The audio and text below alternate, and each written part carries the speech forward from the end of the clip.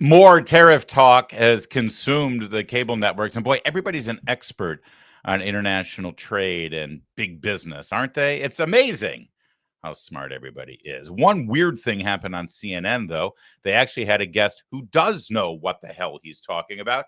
He's a businessman, he understands international trade. He's Mr. Wonderful from Shark Tank. He's Kevin O'Leary, and he had a stunning suggestion on these tariffs that nobody was expecting. 4% tariffs on China are not enough. I'm advocating 400%.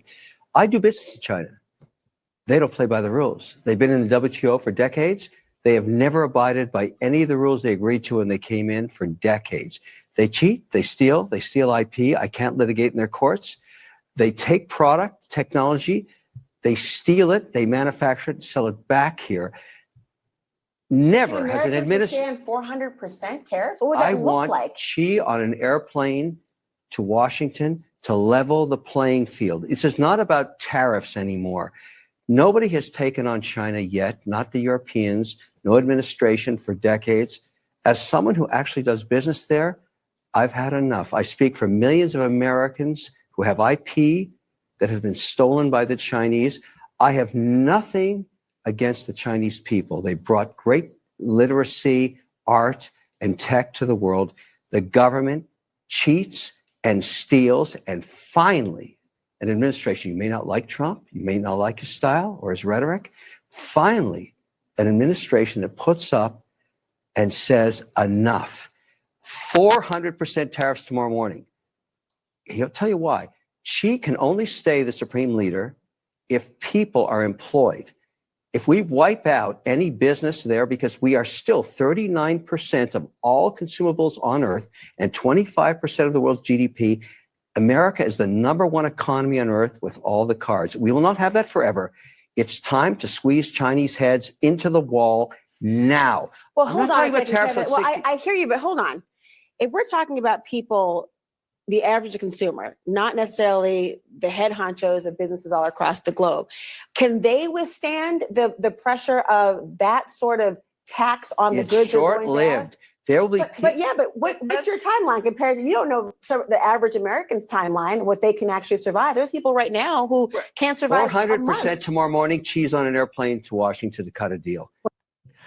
Now, it's amazing stuff about this scene that we're seeing on CNN right here. First of all, only one person at that table actually knows what they're talking about firsthand in terms of major financial transactions, international trade, international manufacturing. He's the guy who was just talking. And he's the one who says, screw 100% tariffs. Let's bump it up to 400%. I find that fascinating. And I love how look how skeptical everybody is. Look at how you don't know what you're talking about. I love the host there. The woman says, but what about average Americans and how that's going to affect them? I would love for her to explain exactly how she thinks these tariffs are going to affect average Americans immediately. By the way, at a time when our gas prices are going down because oil prices have hit a 4-year low. Have you noticed that the economic experts right now, if they're mentioning at all the fact that oil prices have hit a 4-year low, they're suggesting that that's a problem. Like, another big thing that we have to worry about now is that oil prices have hit a 4-year low. That's a great thing. If you have to buy gas, if that gas is part of the shipping costs of your goods and services. Also, by the way, if you don't like Vladimir Putin, oil prices hitting a 4-year low is the greatest thing you can do to stop funding his war machine. But of course, they don't know what they're talking about. They literally don't know. But I also want to point out the doomsday clock in the corner. Do you love that? 104% tariffs on China begins in 52 minutes and 49 seconds. They missed the pandemic so much. Oh, they missed people getting sick. They missed the body count. Those were the good old days for cable news. So now they've got a tariff countdown clock. Like it's New Year's Eve. And Andy Cohen and Anderson Cooper are going to be doing shots in Times Square when the tariffs begin. As if there was going to be some thunderous gong moment. That's it, the tariffs have started, and lightning bolts start coming down from the skies. They're awful. God, stop. Please don't watch cable news. Just watch us make fun of cable news, will you?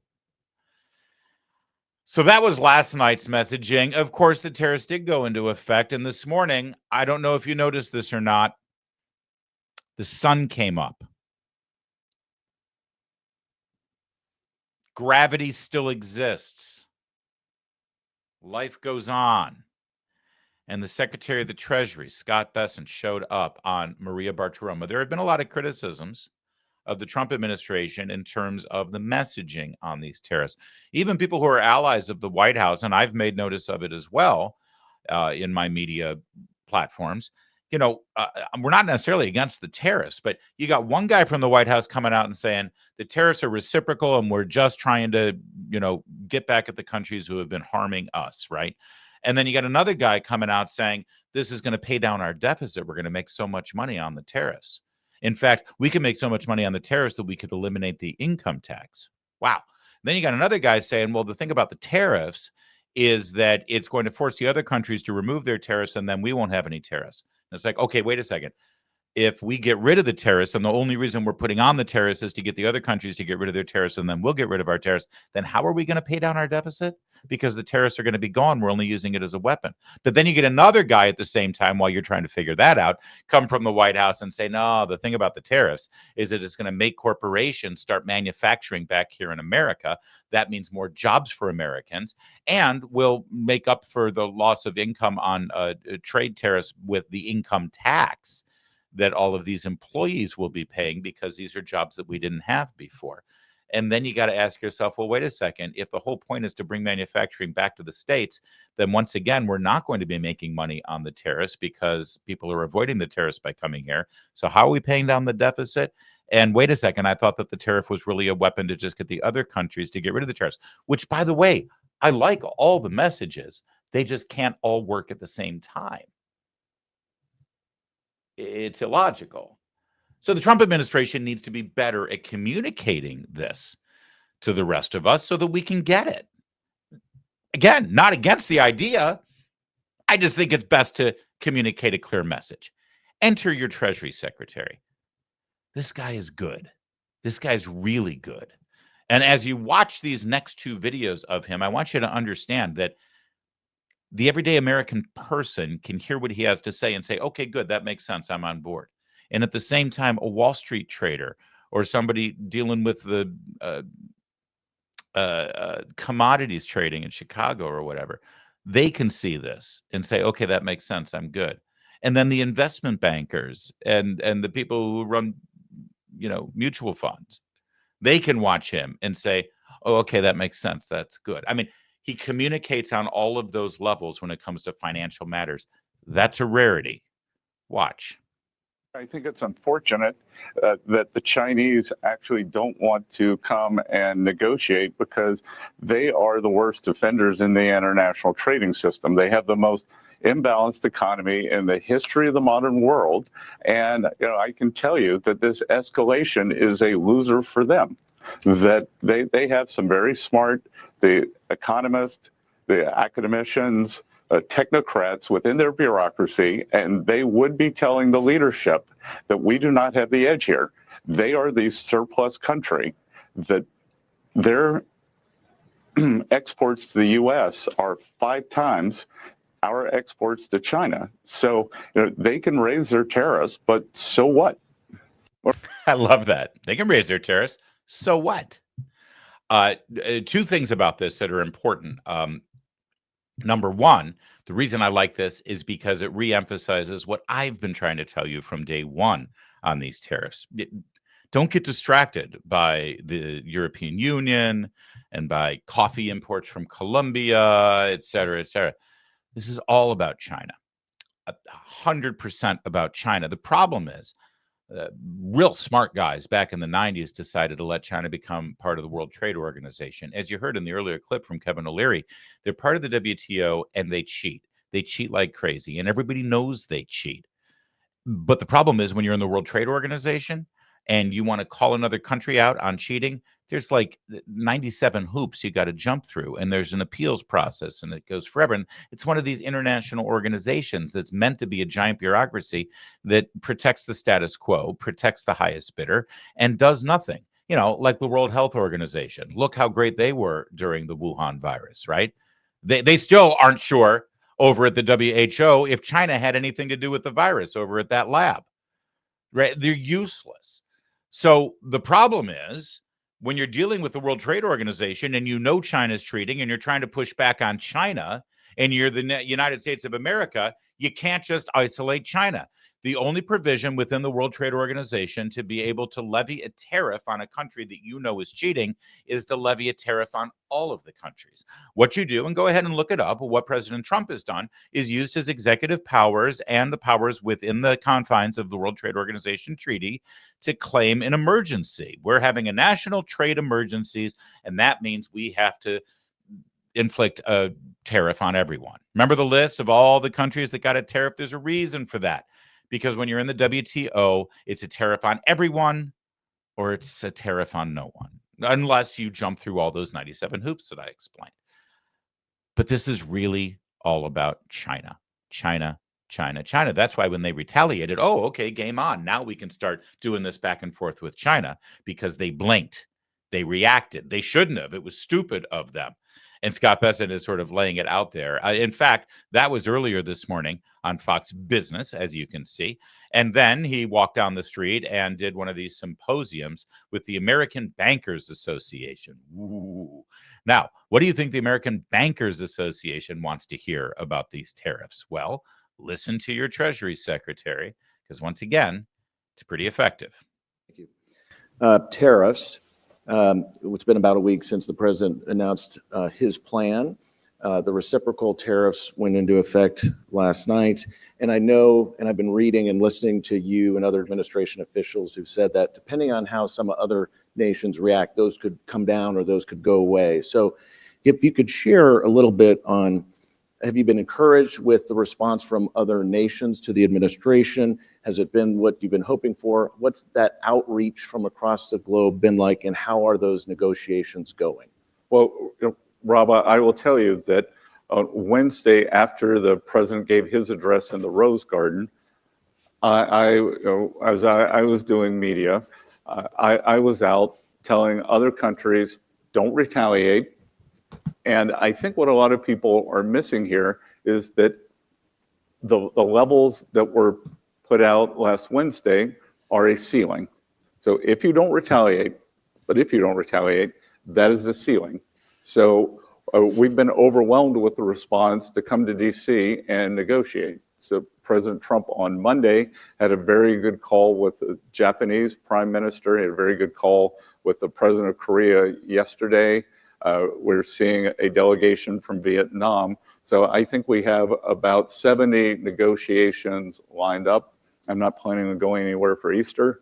And I believe that I had obviously been providing advice on the tariffs, working more on the tax bill that we'll talk about. And now I'm going to take a lead negotiating role in a lot of the tariffs, starting with the Japanese delegation. But in terms of escalation, unfortunately, the biggest offender in the global trading system is China. And they're the only country who's escalated. Now, I want you to watch the rest of this. Is about a minute left, but did you hear what he said? It's so important. It's like he's the Secretary of the Treasury, who was our first Treasury Secretary? Alexander Hamilton. Alexander Hamilton, he liked his tariffs. Absolutely. It's a long history of tariff implementation from that august body. It's the building closest to the White House in Washington, D.C. It's a pretty important cabinet position. Everyone thinks Secretary of State is the big kahuna. Treasury Secretary. So the day the tariffs are announced, he's on the horn with all these countries saying, because, on cable news, on CNBC, on CNN, it's like, where will this end? How will this end? How high will these tariffs go? And meanwhile, Bessent's calling every prime minister, every little tin pot dictator saying, this is the ceiling. Just don't retaliate. Keep your cool. We're making this announcement. And he's also probably saying, by the way, this is really just about China. This is it. Don't worry. This is the end. Do not escalate. Do not retaliate. Do not increase your already stupid tariffs on us. You shouldn't have any tariffs on us. We're the biggest consumer base on the planet. We consume, we buy things. We are Americans. You want our customers, right? So don't mess with us. We're bigger than you. We can survive without you. You cannot survive without us. Just don't escalate. And then each one of you over the course of the next week or two, we'll talk and we'll work it out. Okay? But ultimately, just so you know, this is all about China. He's been telling these countries what I've been telling you for the last week. And what's the one country who didn't get the message? What's the one arrogant, narcissistic, oh, we have to save face over everything else country who screwed themselves? It was China. China thinks that they can with Donald Trump, and well, they're wrong. So China has retaliated, which, by the way, I think is exactly what Trump wanted. Because now, outside of the confines of the World Trade Organization, they have the opportunity to go mano a mano. So watch Bessent sort of wrap this up here. And again, assuage everybody's concern. You're a banker. You're an investment banker. You're running a investment fund in Wall Street, or you're a trader, or you're just a small businessman. You're everyday mom and pop small business owner, and you're watching your Secretary of Treasury say, guys, I told all these countries, don't worry about it. Don't escalate. We'll talk. And oh, by the way, we've had over 50, upwards to 70 different countries coming to us. We're going to be talking. We're going to be negotiating. I'm not taking an Easter vacation. We're going to make it happen. And you're like, okay, seems like everything is well in hand, except for China. Okay, so what happens now that China blinked, now that China escalated? And I can tell the rest of the world that I'm not sure whether it was the prime minister or the economic minister in Spain made some comments this morning. Oh, well, maybe we should align ourselves more with China. That would be cutting your own throat, because I can tell you that these Chinese exports that the U.S. tariff wall is going to keep out, that China, for all of you who can remember that Disney movie of the brooms carrying the buckets of water, that is a Chinese business model. It never stops. They just keep producing and producing and dumping, and it's going somewhere. And I think, Rob, at the end of the day, that we can probably reach a deal with our allies, with the other countries that have been long-term. They've been good military allies, not perfect economic allies, and then we can approach China as a group. All right, so that last part is the most important. I don't know if you heard him slip it in there. Spain, oh, maybe we should align ourselves with China. Other countries, maybe we should align ourselves in China. And it's like, okay, fine.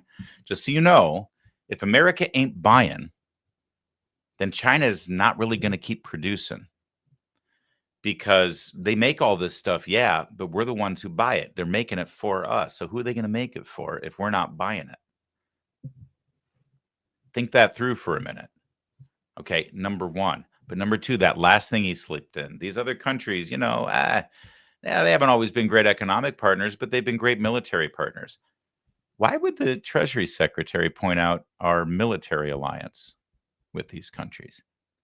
You see, if you think about the planet Earth as sort of a, one big neighborhood, right? And in that neighborhood, you've got certain people who have certain specialties, right? And it turns out over the course of the last couple of decades that China has ended up being the cheap labor manufacturing specialist.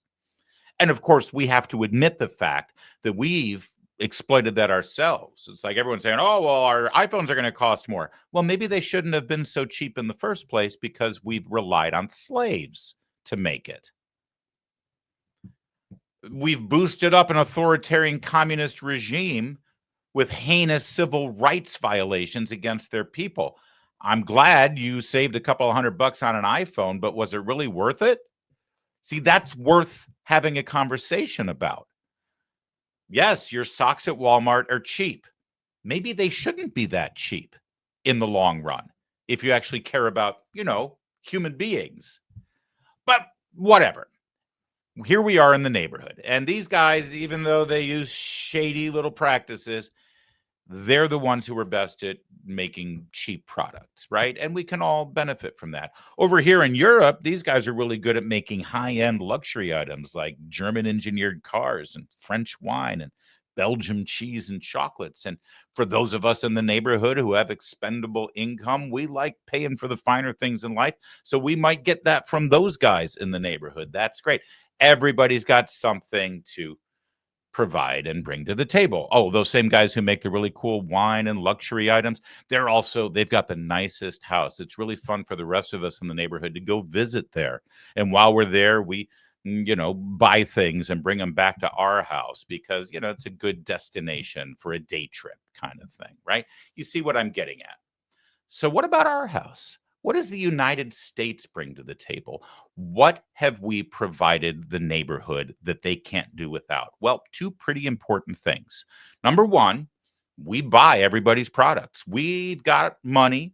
We work hard for it, and we like to spend that money, and we do. We like to buy from everybody. We like to buy from the people who are selling the really expensive stuff, and yeah, we really like all that cheap stuff. And by the way, we also design things. We come up with great ideas like iPhones and computers and laptops and Teslas and all these other things. And, well, we've utilized that cheap labor market over there to make the stuff that we design. But, of course, if we didn't come up with the ideas, they'd have nothing to make over there. The only thing they know how to make with their cheap labor is ideas they've stolen from us, right? But ultimately, that's what we do. And then there's one last thing we provide to the neighborhood that nobody else can even come close to providing: security. See, we make sure that nothing bad happens in the neighborhood. If there's ever any trouble on any of the outlying alleys behind one of the houses, some bad guys are showing up and they're doing some stuff, we take care of business. No one on the planet can match us in that regard. Now, those guys over there who are exploiting cheap labor to make stuff for really cheap, and everyone knows that they're kind of shifty, and everyone knows that they use really nasty tactics, but hey, we all benefit from the cheap products, so we'll go ahead and look the other way. Those guys over there, they're starting to pretend that they can provide security. They've actually, put on a show for the rest of the neighborhood to suggest that in some way they've got the same kind of muscle. But everybody knows otherwise. Everybody knows that our security is to keep everybody safe. And what they're calling security over there, it's actually a threat. So when Scott Bessent, your Secretary of Treasury, throws in that little line at the end saying they've been really good military partners, it only took 2 seconds to send the message. You really want to around with us? Because right now, you guys, you've relied on us, and we haven't made too much of a big deal out of it, but you've been able to have your socialized health care, and you've been able to give your employees 5 weeks paid vacation and all those other wonderful Western European social benefits that you like to brag about and even make fun of us about sometimes. Say, oh, America doesn't even care. They don't do any of these great things. Yeah, well, those things are expensive. And it's hard for our government to provide all of those things for free when we're also building up the world's military to keep everything safe. So you really want to with us? Okay. But it would be a shame if all that great security we've been enjoying disappears. Everything's going to be fine. Just chill out, everybody. It's all working itself out, and you can see exactly where it's headed.